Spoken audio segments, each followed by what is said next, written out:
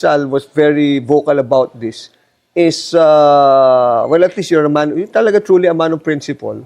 Dahil isa ka dun sa isa ka sa hindi pumirma, supposed to be dun sa complaint or impeachment, if you like to, talaga, no, against VP Sara, no? Ang daming, nagulat din ng mga doon, no?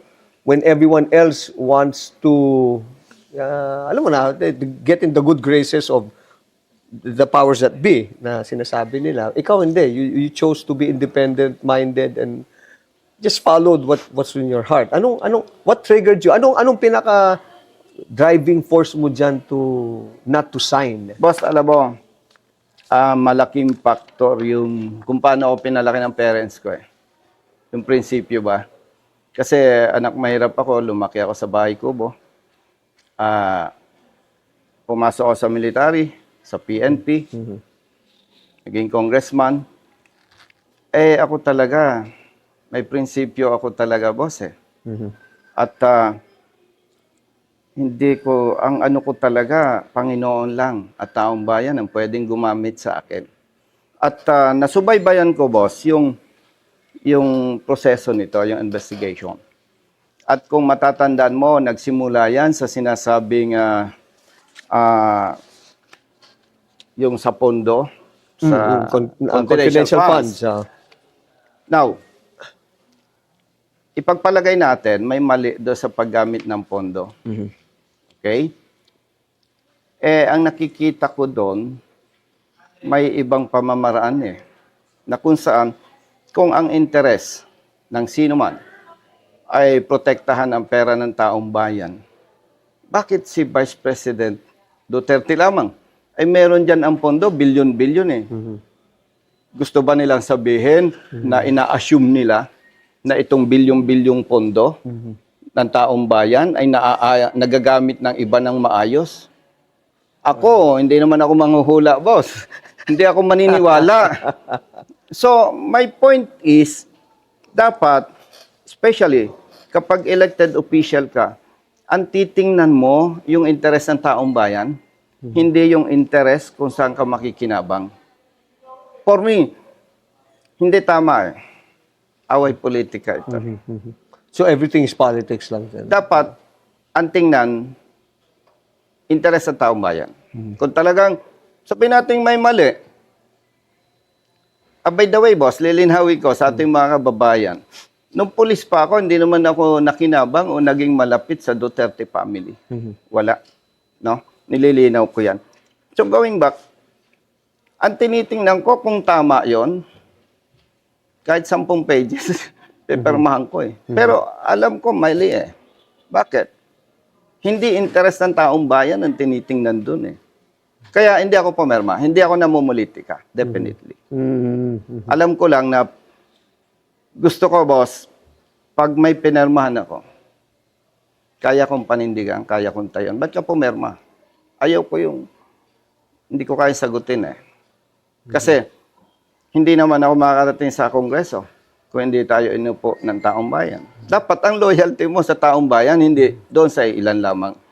And before na nag-decide ako, ini-expect ko na. Puputulan ako ng pondo. Which, nangyari naman. Nangyari. Nangyari naman. So meaning after nung talagang yung supposed to be allotment mo as congressman, hindi na Ang isa dyan, particular, yung medical assistant fund para sa ating mga kababayan. May mga humihingi ng tulong sa atin. Anong gagawin ko? Kailangan ng suporta doon sa kanilang medical bills. Wala tayong magagawa, sabi ko. Masakit, gusto mong tumulong, di ka makatulong. Inalisan ka ng pondo. O anong magagawa mo? Hindi ko pinagsisisihan yon. Ang importante sa akin, ang loyalty ko sa taong bayan. Mo, no? And involvement. Itong nangyayaring impeachment na to, what are your thoughts on this? Parang nasagot ko na yan eh. Hindi interes ng taong bayan ang tinitingnan ng iba dyan. Pansariling interes. Away politika. Away politika. Nothing else, nothing more.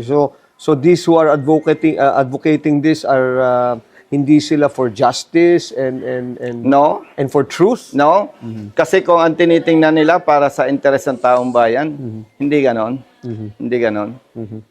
Hindi ganon. So talagang are you for the dismissal or kasi dalawa na ngayon yung impending. Itong July yata kung if I'm not mistaken, matatapos na supposed to be. They should come to a decision na whether to dismiss or to go on with the impeachment or 'di ba sa Senado. Nabanggit mo, boss, dismissal. Yes. Kasi nga, hindi interes ng taong bayan ang direksyon nito eh.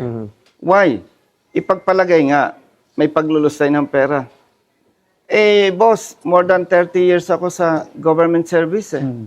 O let's say, shortcut natin. Na-impeach si VP Sara, nasipa, perpetual disqualification. Kapag nangyari yun, protektado ba yung bilyong-bilyong piso ng taong bayan? No. No. Na-resolve ba? No. So, dapat, wag nating lokohin ng taong bayan. May pambubulag eh. Hindi ako malapit sa kay Duterte o kay BP Sara. Hindi naman kami nagkasama sa assignment o sa trabaho. Pero, yung interes ng taong bayan, boss, ang tinitingnan ko eh. Yun ang interes ng You're taong for the bigger picture, ah. Yes. Kumbaga, looking at it from this point of view, Kong, sinasabi mo na ito ba eh, bababa ba ang ng gasolina o tataas ba ang tas ng life ng mga tao or something like that. Kaya gusto kong linawin sa ating mga kababayan, hindi ako namumulitika. Gusto ko lang, pag pumabor ako sa isang bagay, ang panalo, taong bayan, hindi yung panalo, yung isang partido. Kasi kung doon ka sa kapilang partido, makikinabang ka, hindi naman ang taong bayan, wow naman, wag naman ganon.